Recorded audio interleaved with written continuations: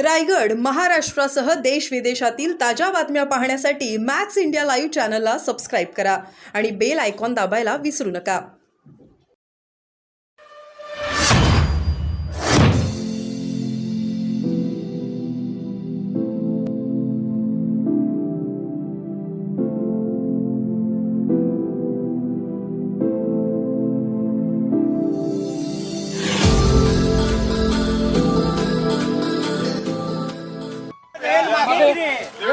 तुम्ही इकडे आलो जरा मागे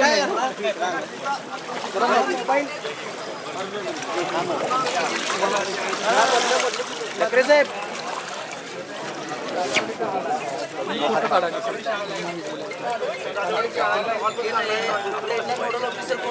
काय संख्या आहे किती लोक अजून राहिले समोर तीन आमदार साहेब आहे तिथे बोलवा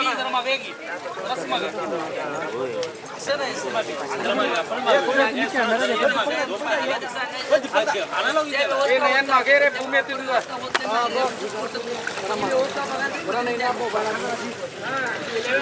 अभी मागे अभी आणि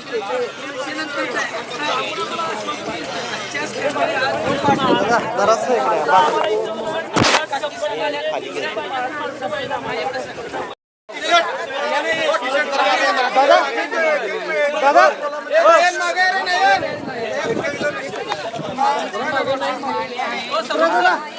दादा दादा दादा दादा दुसरा दादा भाई जाऊन पाहणी करून सकाळी 8 वाजल्यापासून आम्ही शहरामधल्या अनेक ठिकाणी भेटी दिलेल्या आहेत. काही ठिकाणं प्रशासनानं व्यवस्था केलेली दिसते, परंतु इथं बापट कॅम्पात मात्र गणपती कुठं ठेवायची हा प्रश्न होता. आणि म्हणून आता मार्केट कमिटीला मी ताबडतोब एक 4 शेड उपलब्ध करून द्यायला सांगितलेत. महापालिकेला आता ट्रॅक्टरची व्यवस्था करायला सांगितली आणि इथले सगळे गणपती जे काय आहेत, कारण की पाणी उद्या वाढलं, कारण की आपण बघतो की रात्रीत वाढायला लागले. आणि यावर्षीचा ट्रेंड बघितला, आलमटीतनं पाणी सोडून सुद्धा जे मागच्या वेळी पाणी 43ला यायला पाहिजे होतं ते 41ला आलं. जे 45 फुटाची आमची जी मार्किंग आहे त्यावेळी पाणी शहरात यायला पाहिजे होतं ते 43ला आलं. म्हणजे 2 फूट या ठिकाणी फरक आता पडलेला आहे पाण्याचा. म्हणजे आम्हाला काळजी वाटते की उद्या पाऊस असा सतत राहिला तर माझी जिल्हाधिकाऱ्यांना देखील आता खासदार साहेब आम्ही भेटणार आहे, दुपारी आम्ही असणार आहे, कारण की उद्या नॅशनल हायवेवर देखील जे मागच्या वेळीचं प्रेडिक्शन होतं ते चुकणार आहे असं मला वाटायला लागलं.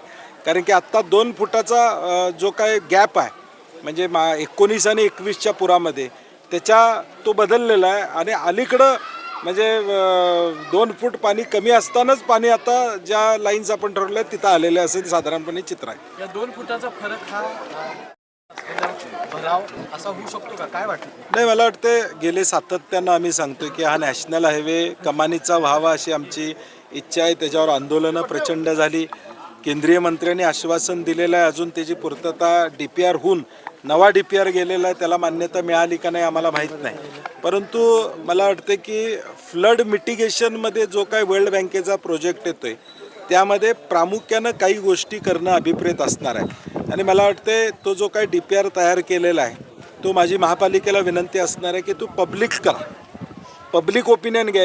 ह्या पाऊस संपल्यानंतर मी स्वतः आता आम्ही आमदार खासदार पत्र लिहिणार आहोत. हा वर्ल्ड बँकेचा प्रोजेक्ट बसून जो काय तयार केलेला आहे ठीक आहे, चांगला असेल, त्याबद्दल दुमत नाही, परंतु तो पब्लिकमध्ये घेतला पाहिजे. पब्लिकचं म्हणणं त्यातलं काय, पब्लिक काही सुचवत असेल की या गोष्टी करा तर त्या अंतर्गत केल्या तर मला वाटतं त्याचा फायदा पुढच्या काळातल्या भविष्य काळातल्या पुराला होईल असं मला वाटतं. सध्याची परिस्थिती हाताळायला सरकार पूर, सांगली, सातारा तिन्ही विषय, कारण की कोयनेचं पाणी कृष्णेत येतं त्याचाही परिणाम कराड शहरावर त्या ठिकाणी होतो. सांगलीचा विषय आहेच आणि कोल्हापूरचा विषय. आणि मला वाटते आलमट्टी आणि हिडकलचा देखील बॅकवॉटर हे घटप्रभेचा विषय हा गडिंग्लज आणि चंदगड भागासाठी महत्त्वाचा आहे. आणि मग त्याच्या संदर्भात देखील काल जिल्हाधिकाऱ्यांशी बेळगावच्या माझी चर्चा झालेली आहे. हिडकलचं देखील पाणी व्यवस्थित सोडलं तर घटप्रभेचा जो काही परिणाम आहे किंवा इतर चंदगड गडिंग्लज या सगळ्या परिसरामध्ये जो त्रास होतो तो देखील थोडा कमी होण्याची मदत होणार. हे सगळं काम सरकारचं असताना विरोधी पक्ष सगळे हे काम करते. नाही, शेवटी जबाबदारी आमची लोकप्रतिनिधी म्हणून आहे, ती जबाबदारी आपण पार पडावी. सरकार काय करते त्याचा वाट बघत बसलो तर मग इथपर्यंत पाणी येईल. महापुराचा प्रश्न नाही, मला वाटतं आता कालसुद्धा आम्ही मुळात कालची लोकप्रतिनिधींची बैठक 1 महिन्यापूर्वी व्हायला पाहिजे होती.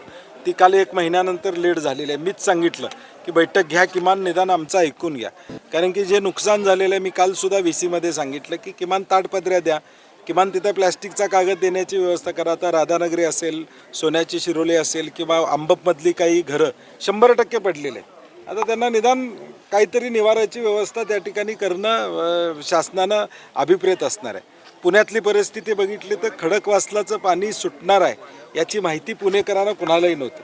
प्रशासन एकमेकावर बोट दाखवते की पाणी कुणी सोडलं हे तिथल्या स्थानिक मंत्र्यांना त्या ठिकाणी माहीत नाही. मग नेमकं चाललंय काय, याचं नियोजन होतंय का नाही, आणि नियोजन होत नाही हे साधारणपणे दिसतंय. जे काय पाण्याचं 2 क्षेत्रामध्ये केलेलं अतिक्रमण याकडे महापालिकेचं लक्ष नाही. महापालिका परवानगी देत आहे. नदीकडचं अतिक्रमण हा महापालिका क्षेत्रापेक्षा बाहेरचं देखील आहे.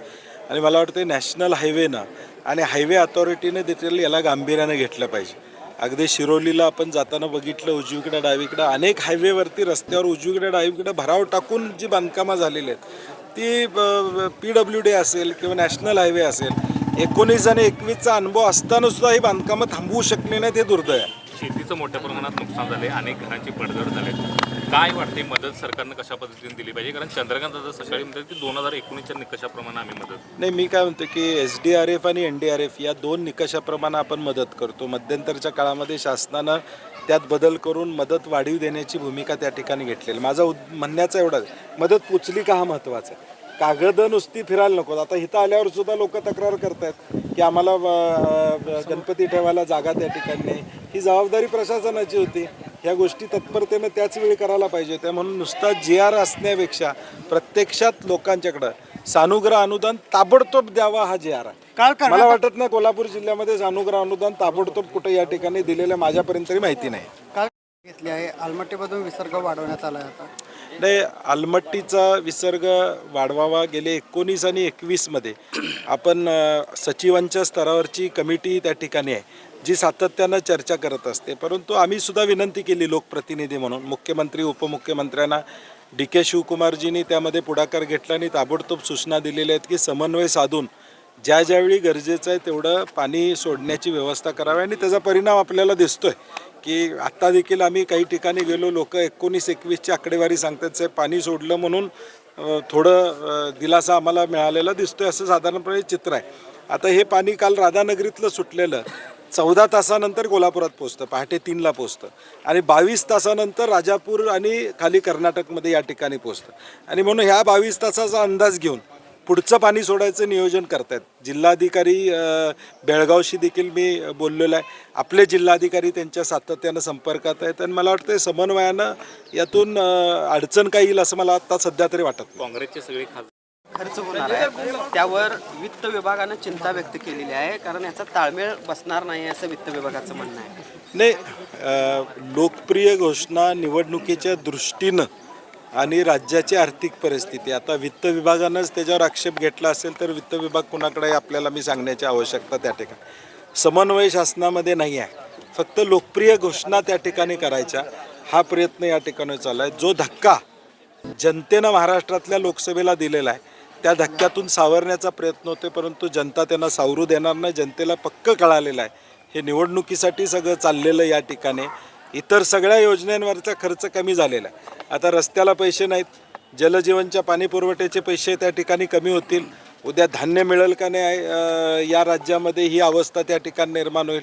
आणि फक्त या 2 महिन्यापुरतं या सगळ्या गोष्टी करायचा आणि एक चित्र करायचं ते लोकांना मान्य होणार नाही. राज्य सरकारमध्ये समन्वय नसल्याचं तुम्ही म्हणताय, त्याचबरोबर आपण बघतोय